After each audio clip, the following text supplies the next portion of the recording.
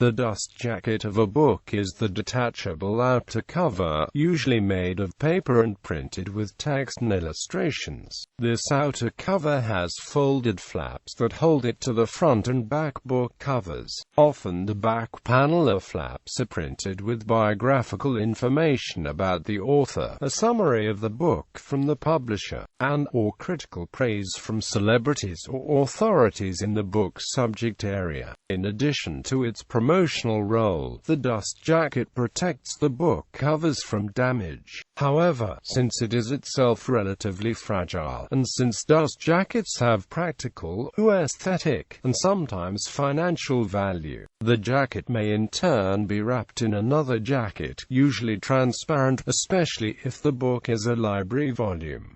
Early history. Before the 1820s, most books were published as unbound sheets and were generally sold to customers either in this form, or in simple bindings executed for the bookseller, or in bespoke bindings commissioned by the customer. At this date, publishers did not have the books bound in uniform house bindings, so there was no reason for them to issue dust jackets. Book owners did occasionally fashion their own jackets out of leather, wallpaper, fur, or other material, and many other types of detachable protective covers were made for codices, manuscripts, and scrolls from ancient times through the Middle Ages and into the modern period. At the end of the 18th century, publishers began to issue books in plain paper-covered boards, sometimes with a printed spine label. This form of binding was intended to be temporary. Some collections of loose prints were issued at this period in printed paper wrappings, again intended to be temporary. In the first 2 decades of the 19th century, publishers started issuing some smaller books in bindings of printed paper-covered boards, and throughout the 1820s and 1830s some small popular books, notably annual gift books and almanacs,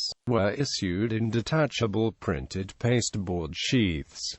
These small boxes are sometimes loosely and erroneously referred to as the first dust jackets. True publishers' bindings in cloth and leather, in which all, or a substantial part of, an edition were bound, were also introduced shortly before 1820 by the innovative publisher William Pickering. Oldest dust jackets. After publishers' cloth bindings started coming into common use on all types of books in the 1820s, the first publishers' dust jackets appeared by the end of that decade. The earliest known examples were issued on English literary annuals, which were popular from the 1820s to the 1850s. These books often had fancy bindings that needed protection. The jackets that were used at this time completely enclosed the books like wrapping paper and were sealed shut with waxy glue. The oldest publisher's dust jacket now on record was issued in 1829 on an English annual, Friendship's offering for 1830. It was discovered at the Bodleian Library in Oxford by Michael Turner, a former curator and head of conservation at the library. Its existence was announced by Oxford in 2009. It is 3 years older than the previous oldest known jacket, which was discovered in 1934 by the English bookman John Carter on another English annual, The Keepsake for 1833. Both jackets are of the type that completely enclosed the books. Most jackets of this type were torn when they were opened and then discarded like gift wrapping paper. They were not designed to be reused, and surviving examples are known on only a handful of titles. The scarcity of jackets of this type, together with the lack of written documentation from publishers of the period, makes it very hard to determine how widely these all-enclosing jackets were used during the period from 1820 to 1850, but they were probably common on ornately bound annuals and on some trade books. The earliest known dust jackets of the modern style, with flat flaps, which covered just the binding and left the text block exposed, date from the 1850s.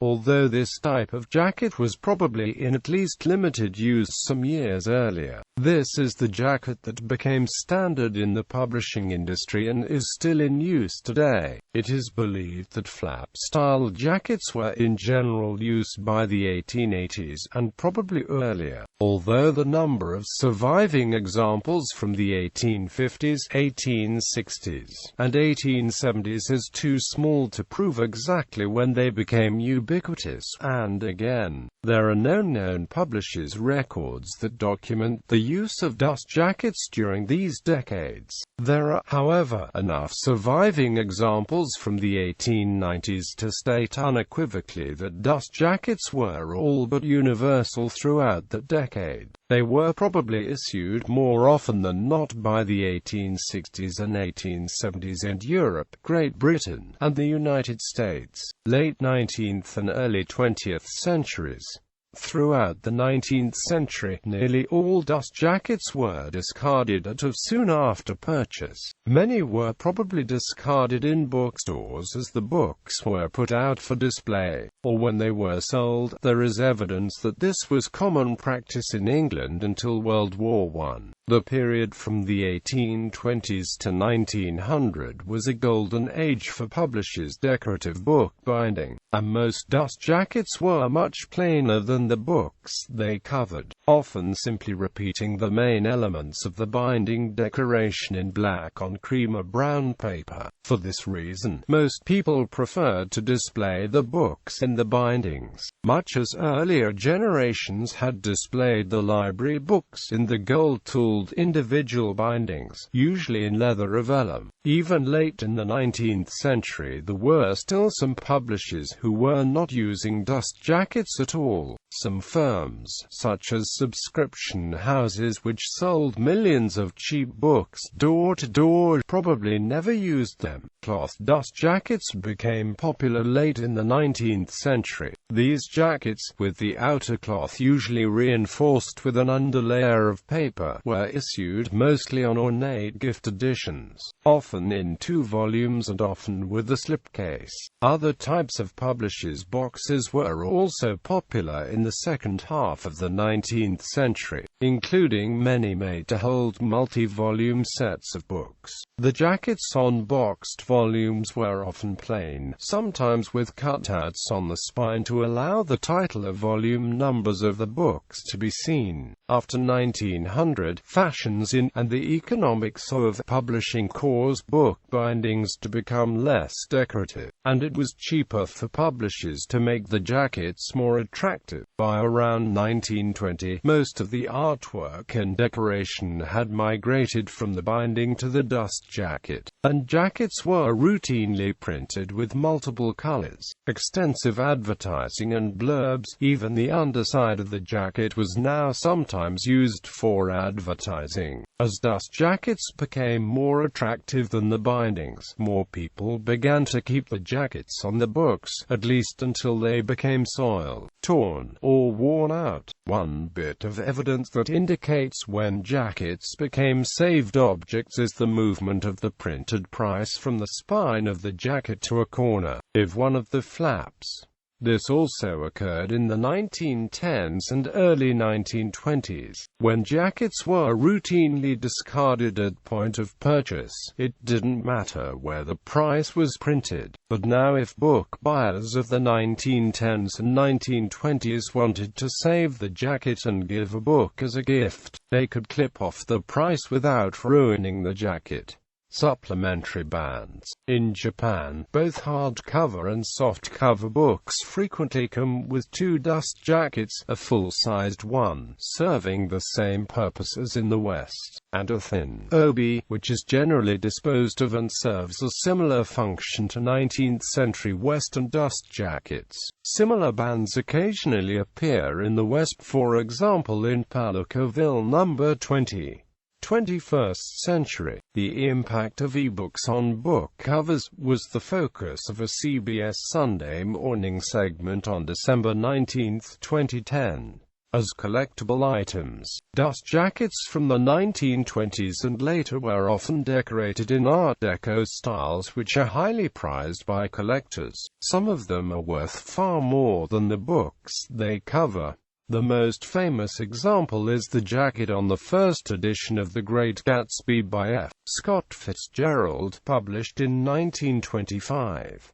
Without jacket, the book brings $1,000 or so. With the jacket it can bring $20,000 or $30,000 or more, depending on condition. One copy in a near-mint jacket was listed for sale in 2009 for $500,000. The most valuable jackets are usually those on the high spots of literature.